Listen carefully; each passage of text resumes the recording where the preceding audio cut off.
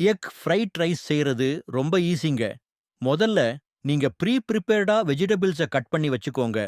அப்படி நீங்க வச்சுக்கிட்டீங்கன்னாலே ஒரு 10 மினிட்ஸ்ல நீங்க ஈஸியா பண்ணிறலாம். சோ, இதுக்கு தேவையானது என்னன்னு பார்த்தீங்கன்னா, மொதல்ல கேப்சிகமை கொஞ்சம் கட் பண்ணி வச்சுக்கோங்க. அடுத்தது கேரட், பீன்ஸ், கோஸ், எக். ஓகே. இப்ப என்னன்னா, இந்த வெஜிடபிள்ஸ்லாம் ஆட் பண்ணி ஃபர்ஸ்ட் வந்து இதெல்லாம் ரெடி பண்ணி வச்சுக்கிட்டாலே நம்ம ஈஸியா பண்ணிறலாம். மொதல்ல பேன்ல எண்ணெய ஊத்திக்கோங்க. எண்ணெய ஊத்திட்டு நம்ம சின்ன சின்னதா கட் பண்ணி வச்சிருந்த பூண்டு பொடி பொடியா கட் பண்ணி வச்சுக்கணும். அந்த பூண்டை தூக்கி அதுல போட்டு லைட்டா வதக்குங்க. வதக்கின பிறகு ஒரு 2 ஏக் உடைச்சு ஊத்தி ஸ்கிராம்பிள் பண்ணிக்கிட்டே இருங்க.